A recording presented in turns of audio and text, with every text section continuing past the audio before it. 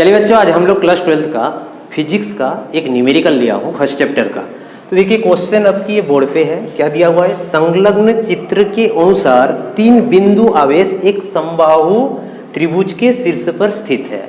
देखिए ये फिगर है, ये कौन सा त्रिभुज है, समबाहु, यहाँ पे बोला है समबाहु त्रिभुज, मतलब 3 भुजा बराबर होता है। देखिए एल एल एल 3 भुजा बराबर है। इसके शीर्ष बिंदु, ये एक शीर्ष बिंदु है, ये एक शीर्ष बिंदु, ये एक शीर्ष बिंदु। शीर्ष बिंदु में 3 आवेश है, एक Q प्लस है, एक 2Q प्लस है और एक -4Q है। इतना है बोला है। उसके बाद बोला क्या, आवेश Q पर, मतलब इस पर लगने वाले परिणामी बल का सूत्रपात करना है। उसमें परिणामी बल मतलब रिजल्टेंट फोर्स कितना लग रहा है वो हमको फाइंड करना है। तो पहले हम लोग समझते हैं ये जो Q प्लस आवेश और 2Q प्लस आवेश के बीच में कौन सी बल लगने वाले हैं, रिपल्सन फोर्स, जिसको प्रतिकर्षण बल बोलते हैं। मतलब ये प्लस और ये प्लस के बीच में रिपल्सन बल लगेगा। अब Q प्लस की तरफ लगेगा, इस डायरेक्शन में लगेगा कि इस डायरेक्शन में लगेगा, तो इसमें लगने वाला है इस डायरेक्शन पे।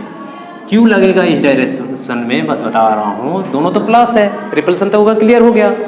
अब इसकी आवेश देखो 2Q है और इसकी क्या है 1 है। जिसका आवेश अधिक होगा, जिसकी आवेश कम होगा, उसी को धकेलेंगे। ठीक है, ताकत ही मान लो, ये ज़्यादा ताकत वाले, कम ताकत, तो कम ताकत को ना धकेलेगा, ऊपर तरफ धकेल दिया, क्लियर हो गया। अब यहाँ पे Q प्लस, मान लो ये लग रहा था इस तरफ, कौन सा फोर्स हुआ, F1 फोर्स, समझा। अब Q प्लस और -4Q के बीच में भी क्या लगने वाला है, यहाँ पे अट्रैक्शन फोर्स, मतलब आकर्षण बल होगा। अब आकर्षण बल होगा, इस तरफ आकर्षण होगा कि Q की तरफ आकर्षण होगा, यहाँ पे इस तरफ आकर्षण होने वाला है। किस तरफ, इस तरफ आकर्षण होने वाले हैं। Q होगा, मैं बता रहा हूँ, यहाँ पे कितना था, -4Q चार्ज था, और इस तरफ आकर्षण Q हुआ, मैंने बता रहा हूँ, इसको F2 मान लेते हैं, वेक्टर होते हैं फोर्स, इसलिए वेक्टर लगा।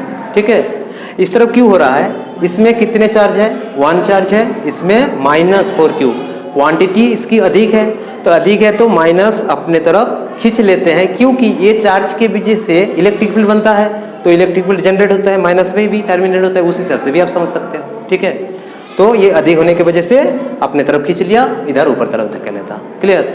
अब इस Q प्लस के ऊपर क्या निकालना है मेरे को, परिणामी बल। तो रिजल्टेंट बल के लिए एक फार्मूला होता है, आप लोग वेक्टर चैप्टर में पढ़ चुके हैं, क्योंकि इसको जैसे हम बनाएंगे कौन सा, पैरेललोग्राम लॉ। तो पैरेललोग्राम लॉ में क्या होता है, resultant force equals to √ F1 square plus F2 square plus 2F1 F2 cos theta होता है। ये रिजल्टेंट फोर्स की परिभाषा। किसके किसके बीच में, F2 और F1 के बीच में। तो ये थीटा निकल के लाना है, कहने का मतलब ये वाला एंगल लेके आना है हमको।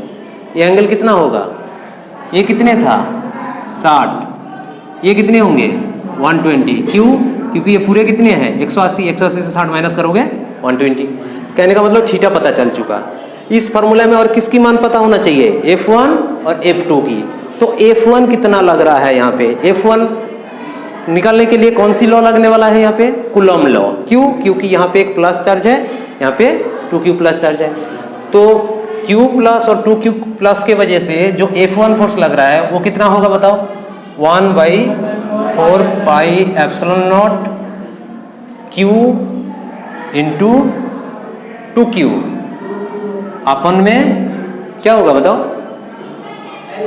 हाँ, डिस्टेंस यहाँ पे कौन है, R नहीं है, L है, तो क्या लिखेंगे L²। ये समझ में आया कि नहीं, ये इक्वेशन 1, ये समझ में आया।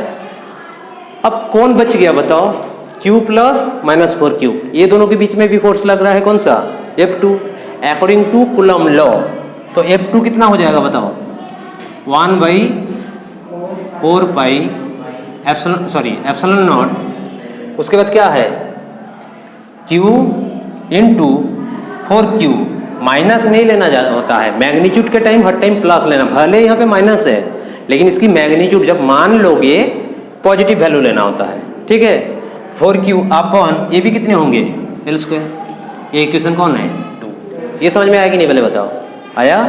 अब यही दोनों इक्वेशन को ध्यान से देखना, 1/4πε0 इसमें भी है, इसमें भी है, कॉमन पार्ट हुआ। इसमें क्या है, ये कितने होंगे 2q इसको हम 2q बना सकते हैं कि नहीं? इसको हम 2q मतलब कैसे बना दे रहा हूँ देख लो, इसको ध्यान से थोड़ा सा देखना। इस चीज को मैं और क्या लिख सकता हूँ, 1/4 पाई एप्सिलॉन नॉट 2 सामने भेज दूँ और यहाँ पे q इंटू 2q अपन एल स्क्वायर कर दूँ। ये चीज और ये चीज सेम है कि नहीं पहले बताओ, है? अब ये वाला और ये वाला सेम दिख रहा है कि नहीं? देखो तो पहला इक्वेशन और ये वाला इक्वेशन सेम दिख रहा है कि नहीं? दिख रहा है। तो कहने का मतलब F2 हमारा तब कितना आ गया, F2 बराबर 2 इंटू F1। नहीं समझ में आया? दोबारा बता रहा हूँ, देख लो यहाँ पे इस चीज को मैं कैसे लिख सकता हूँ, 4 को 2 से तोड़ दिए, 2q को कर दिए, 4q हुआ कि नहीं? और 1/4 एप्सिलॉन था q था एल स्क्वायर। यही चीज इतना से लेके इतना दूर तक, ये देखो तो इसी का पार्ट है कि नहीं? तो कहने का मतलब वही कौन है, F1 ना है। तो इसलिए F2 बराबर 2F1 लिख दिया मैंने। अब यहाँ पे हमको कहाँ क्या क्या लिखना है, इस जगह पे बताओ। इस फॉर्मूला में यहाँ पे लिखता हूँ, चलो यहीं पे कर देता हूँ। कितना होगा बताओ, F1 के जगह में किसको रखना है बताओ? F1 के जगह में F1 के रूप में रखना है कि F2 के जगह में बदलना है? F1 को F1 के रूप में रखना है कि F2 को बदलना है कि F1 को बदलना है बताओ? F2 को, क्योंकि F2 का मान पता है, समझे? तो यहाँ पे मैं इसको रब कर देता हूँ, F2 के जगह में रखता हूँ। देखो F2 के जगह में रख रहा हूँ, F1 स्क्वायर है, F1 स्क्वायर प्लस F2 के जगह में कितना रखोगे, 2F1 का स्क्वायर, समझ में आया कि नहीं?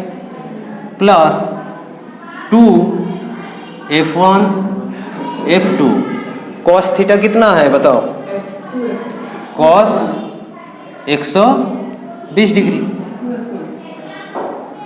सॉरी यहाँ पे F2 के जगह में भी कितना रखना है हमको, 2F1 लिखना है ना? इतना दूर तक समझ में आया कि नहीं? अब cos 120 की वैल्यू निकालना है। cos 120 की वैल्यू कितनी होती है, -हाफ। cos 120 का वैल्यू कितना होता है, -हाफ। कैसे आता है, त्रिकोणमिति में पढ़ चुके हो आप लोग, फिर भी दिखा देंगे मैं यहाँ पे। F1 स्क्वायर प्लस ये कितने होंगे, 4F1 स्क्वायर प्लस ये कितने हो जा रहा है, 4F1 square, 4F1 square.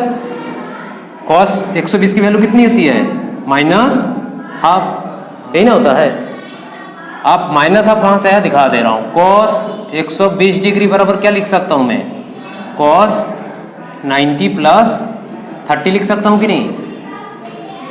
cos 90 plus theta क्या होता है, sin थीटा ना, होगा? या फिर ऐसे में नहीं समझ पा रहे तो दूसरे तरीके से मैं इसको कर देता हूँ, देख लो। cos 180 माइनस 120 आने के लिए यहाँ पे कितना करना पड़ेगा मेरे को बताओ, 60 करना पड़ेगा, 60, तभी तो 120 है। समझ में है कि नहीं? आप बताओ, cos 180 माइनस थीटा क्या होता है, cos theta, cos 60। 180 minus theta कौन सी क्वाड्रेंट में है, सेकंड में है कि फर्स्ट में है? सेकंड में है। तो सेकंड में cos की वैल्यू क्या होता है, माइनस, cos 60 की वैल्यू क्या होता है, हाफ, इसलिए माइनस। समझ में आया? तो इसलिए अब -हाफ हो गया। ये चीज क्लियर?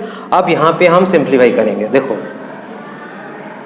बताओ ये कितना हुआ हमारा, F1 square plus 4F1 square, ये कितने हो जाएंगे, प्लस माइनस से माइनस, 2 काटे 2F1 स्क्वायर। ये समझ में आया कि नहीं?